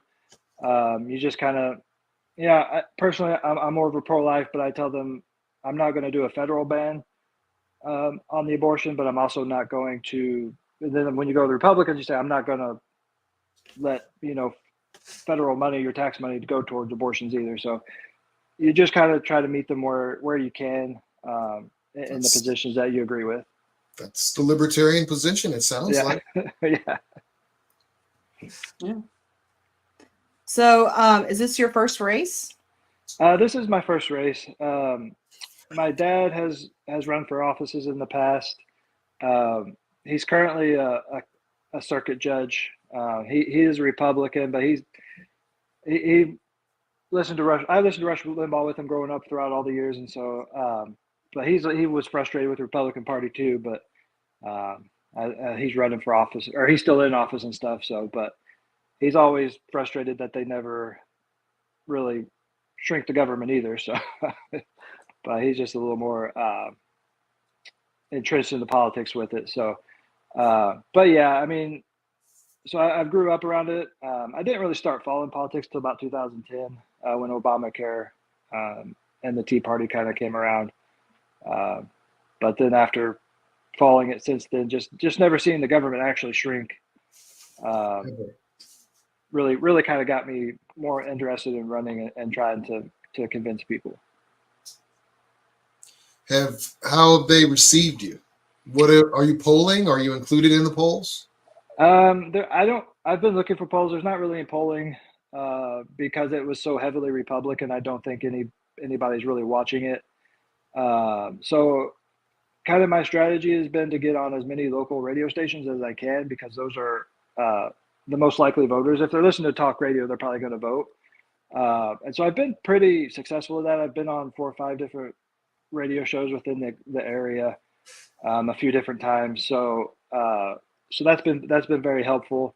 And then when you're out and about meeting people, they'll be like, yeah, I agree with you on your positions and stuff, but I just don't think you have any chance of winning. And so I used to think that way as well. So I can kind of talk to them about that. I say, yeah, I used to be that way too. I was like, if I vote third party, I'm wasting my vote. And then I tell them, but then I eventually realized I'm wasting my vote anyways, because I'm voting for these, say, Republicans, and they're promising me less government, fiscal responsibility, and they're never doing it. So I might as well vote for a party that actually has principles and will do that if they get into office. So that's where I kind of try to meet them and convince them that way. So I wish you had the solo spotlight when you said that, because that was perfect. Yeah, that was perfect. Yeah, I mean that's been my main pitch, even on social media and stuff, when I'm trying to make posts and get. Well, and you said you were 70% Republican in your area. So if you vote for a Democrat in that area, you're wasting your vote too, because 7 out of 10 people are going to vote Republican. Right. But nobody ever tells the opposite party that. It's vice versa here. Right. Exactly. Yeah. They just want to, it's just one of those things. I think we all know it's kind of the uniparty. If you see just the way Washington functions, they all, it's political theater. They speak what they need to say, then they'll do what they want to do to keep the government, big and, always spending money and stuff. So it's just trying to convince people that there's really not much difference even between the two parties when you really think about it and see the way they vote and how they, interact with the government and how they let things function. Yeah. So Missouri has how many House of Representatives? I think we have 8 now. We used to have 9, and I think we lost one the last census. So I think we have 8. I think there's 8 districts. Okay. And I'm in the 3rd district. It's a big geographic area. The way they drew it, it's like a big C with St. Louis cut out. That is them that's politicians choosing voters, or worse, that's parties choosing voters. Right. Yeah. And that's bad for voters. It should be, divided somehow normally, not to maximize your power. Yeah. I mean, both parties do it. Yeah. If they got control, they're going to gerrymander it however they need to get as many seats as they think they can. So it's just, it would be nice to have something different. That's thwarting the will of the people. All of it is. We're terrible at that. Yeah. Yeah. And I just think over the last century, Americans just kind of become used to it, and they don't really think much about it anymore. I really don't think. They just kind of let it happen to them. Well, not paying attention to third-party voices is commonplace now. It's not even weird to be kept out of debates. Nobody argues about it. And they just like, oh, well, I mean, you just represent 6-8% of the people. Yeah. Don't worry about it. Those people don't need a voice. Right. Yeah, it's frustrating. I tried to reach out to a couple places to see if they were going to do a debate. They weren't even going to do a debate in this district.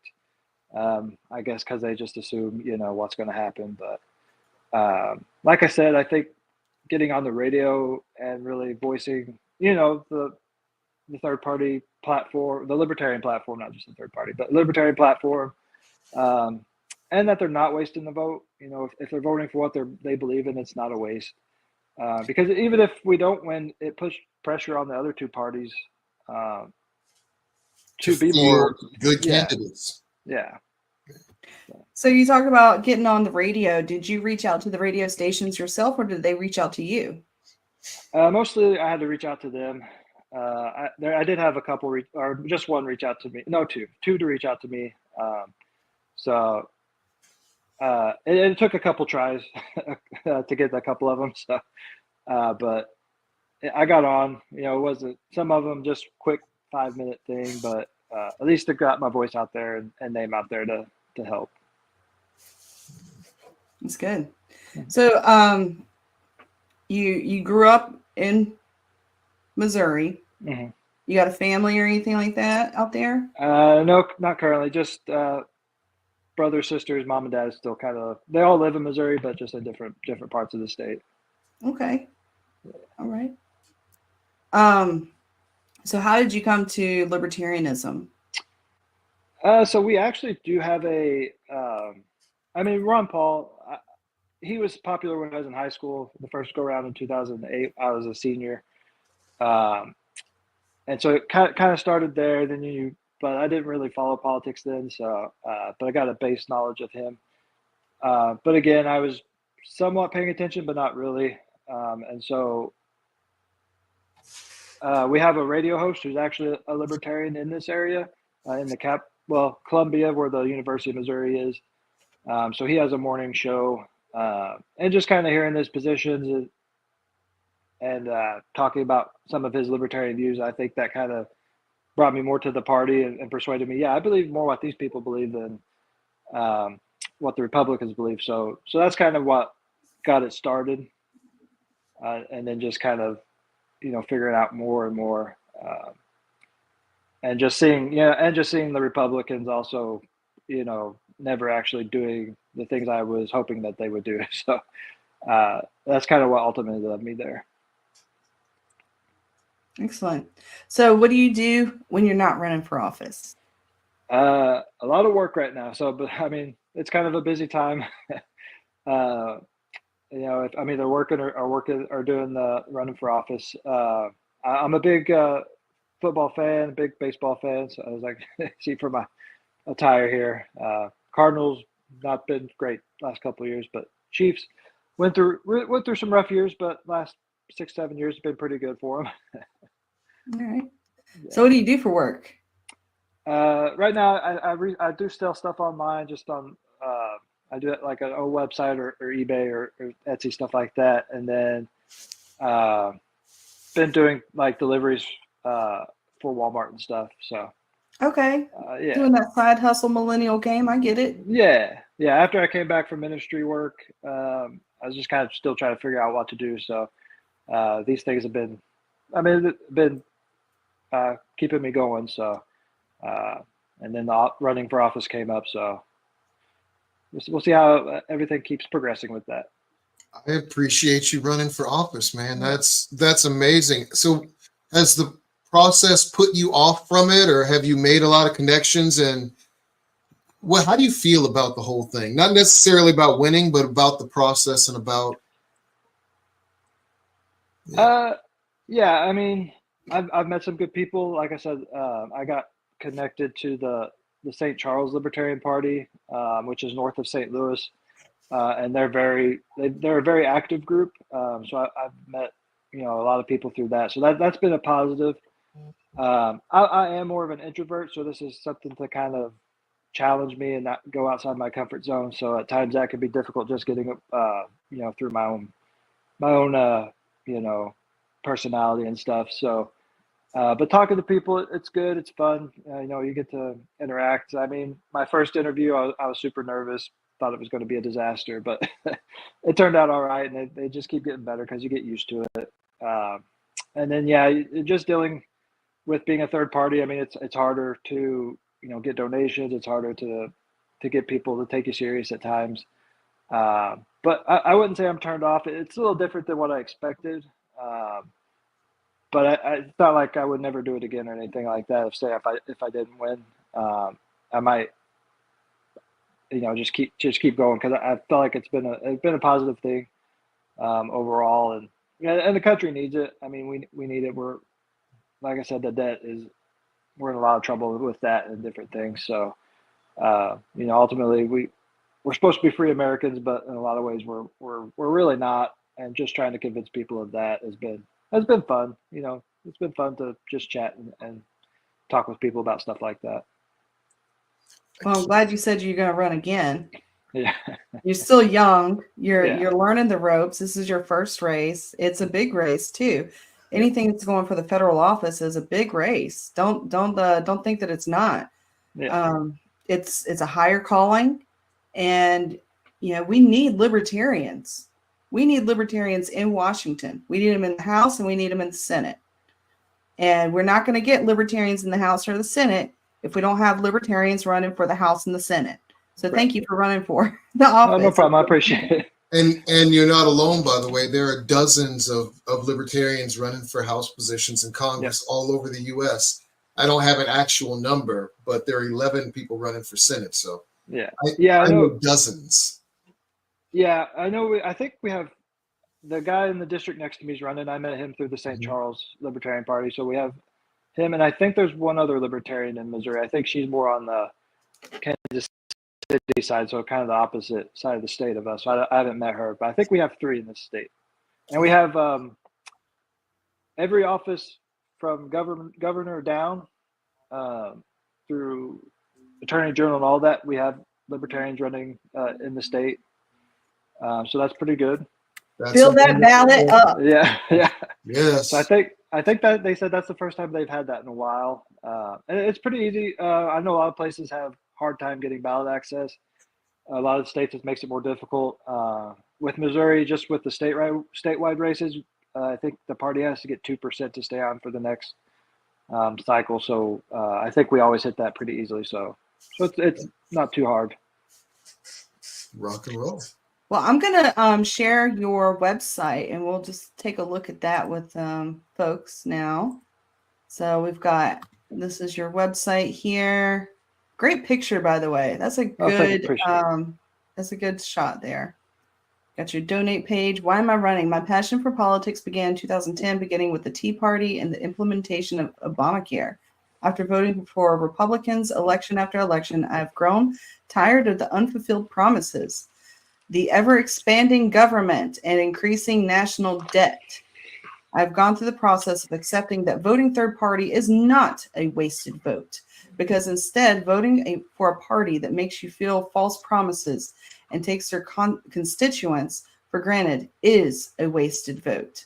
My desire is now to give the people of Missouri's 3rd Congressional District a new option that will vote their values and reduce the size and scope of government. Folks, that's what it's all about today, reducing the size and scope of government. The U.S. what is this? Achieved by Republicans. U.S. national debt. We're now above. We're at 35 plus. 35.8 trillion now. 35.8 in 3 months. Less than 3 months, we borrowed $800 billion. Yeah. Look at this. Got the link to the this. clock. Do you guys see this? The national debt clock? Because nobody's paying attention to them because we're all watching the election. So they're spending like crazy people. Yeah. They had a bunch of authorized funds that they hadn't used through this administration. They're just dumping it now even more. So it's just going crazy. I love this picture. George Washington, liberty, where it begins to take root, is a plant of rapid growth. Yes. So, folks, for Halloween this year, I'm going to be George Washington. I am. Nice. Yeah. Let's see. Let's get on the issues. What we got for issues? Second Amendment. Issues page. Bring the troops home. Second Amendment shall not be infringed. Let me make sure that says that. Defend the guard. Second Amendment will protect Americans. Yeah. No, I saw Bring Troops Home. I always give a hashtag Defend the Guard when I see that. Yeah, we always try to mention it anytime we're out and about. It's an important, Congress basically abdicated their duty to declare wars now, and they'll just send them off anytime they want without any vote. So yeah. Yes, sir. The current deficit, which is currently $34 trillion plus, always going up every day. That's a big one. Limit government. As your congressman, I promise to defend the Constitution and fight to limit government overreach. Yes. So, yeah, my sister's actually an elementary teacher, and her local history teacher got in contact with me, and I got to talk to some students through a video and telling them about the 100,000 pages of regulations they put out every year. So I hope that brought a little shock to them, because that's not small government, and that's not freedom. So trying to reach the younger generation too, to help them get an understanding of that. yeah. And you know what? That's a great thing. It's like, what is the size of our government? Well, let's put all our laws on paper. Let's just put them on paper. Yeah. We'll even go to 10-point Times New Roman font, front and back page. And how big is that book? How many pages is that? And let's just do federal. We're not even going to get into state laws. We'll just do federal. Who's going to read that? Who wants to read that? Yeah. Nobody. We're not free. They don't even read the laws they're trying to pass now. They were written by corporations, and the corporations are owned by whoever pays them, so they just sign off on them. Yeah. Don't even change the letterhead. Nope.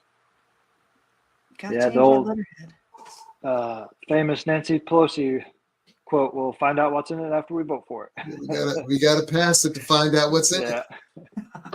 Oh, that's a good one. Yeah. Oh, goodness. So if you are elected, because we asked this question to our last candidate, and I thought it was a great question, what are some of the first bills you're going to push to pass? Probably the first one would be in the Fed.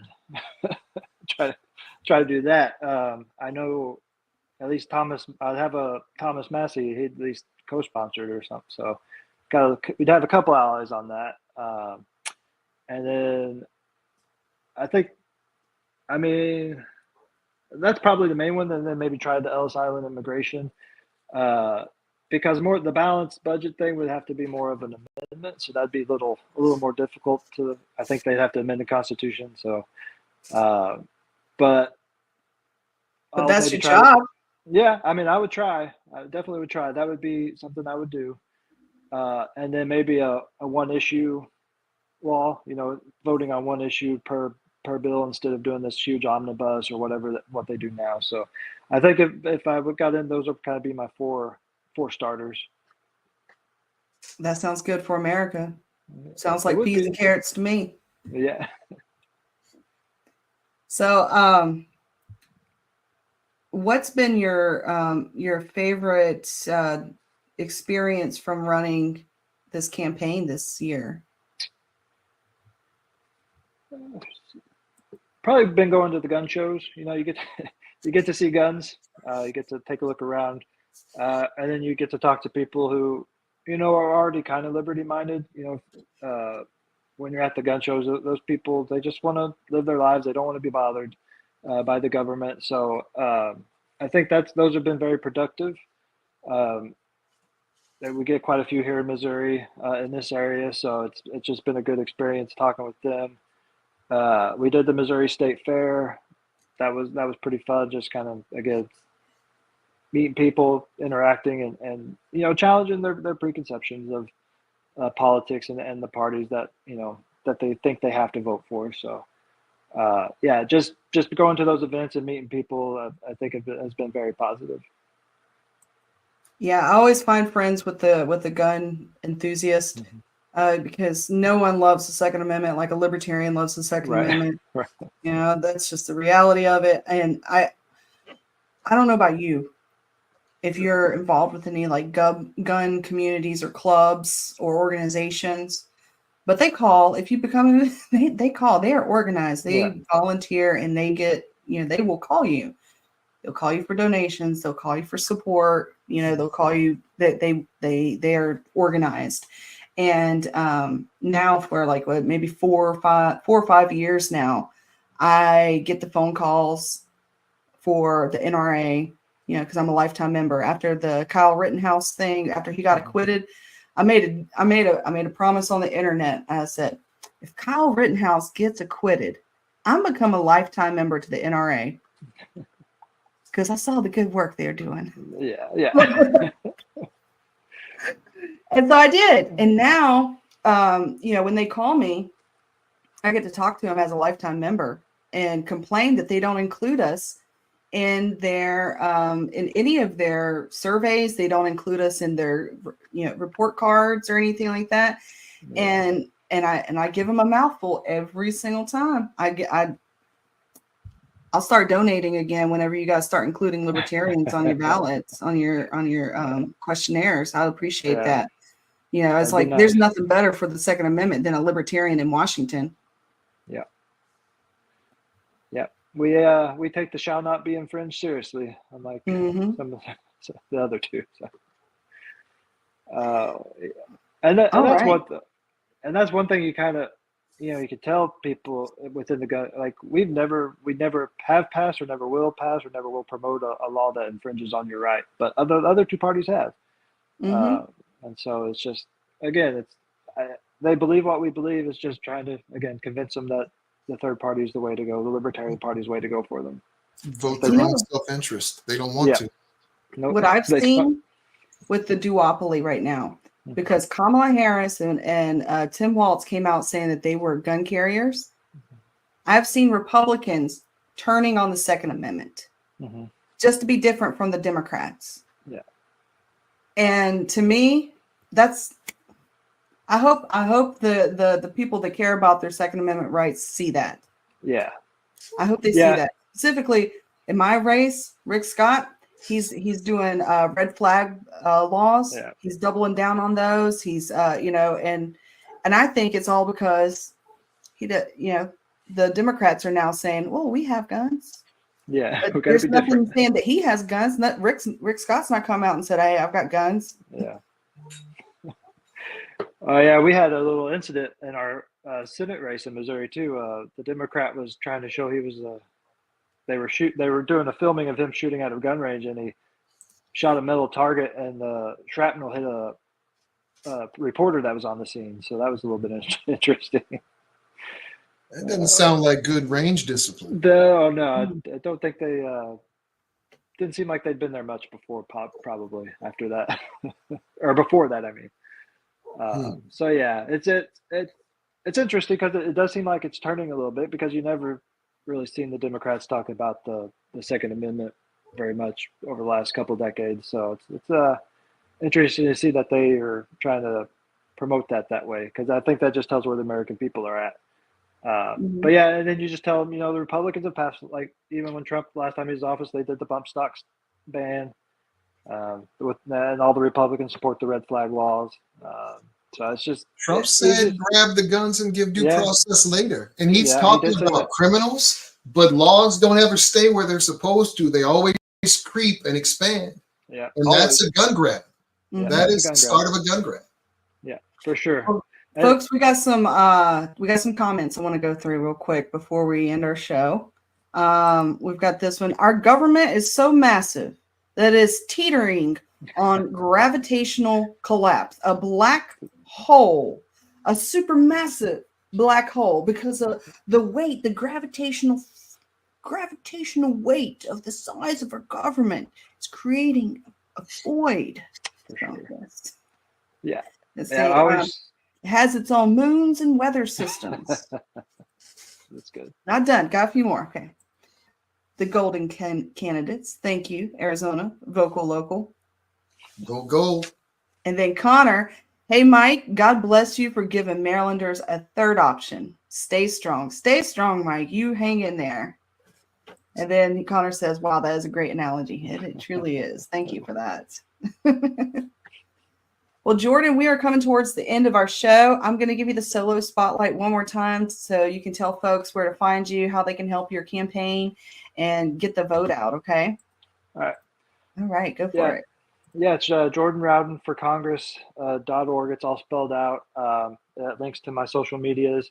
Any donations are always helpful here in the last week to really, try to get the vote out and everything. Keep meeting people. If you can, share on social media. If you know any family in Missouri, contact them. That'd be very helpful as well. Like I said, word of mouth is always great. People, trust the people within their own circle the most. So that's always a good thing too. Any support, any financial, like I said, word of mouth, posts, reshares, likes are always appreciated. All right. Well, thank you for coming on and giving us a campaign update from Missouri. Jordan, I wish you the best of luck in your race. Thank you so much for running, dude. I'm serious. Stepping up and doing this, it takes gumption, and we need people to be able to go in and win again without being bought. So thank you. Thank you. I appreciate it. Yeah, I try to encourage people. We need everyday people, not people who've been politics year after year after year. So trying to encourage more people to run locally and stuff as well. So it's always a good thing. Yes, it is a good thing. All right, folks. We'll see you next Tuesday live from Dallas. Shocking. There you go. See you next Tuesday. See you next Tuesday.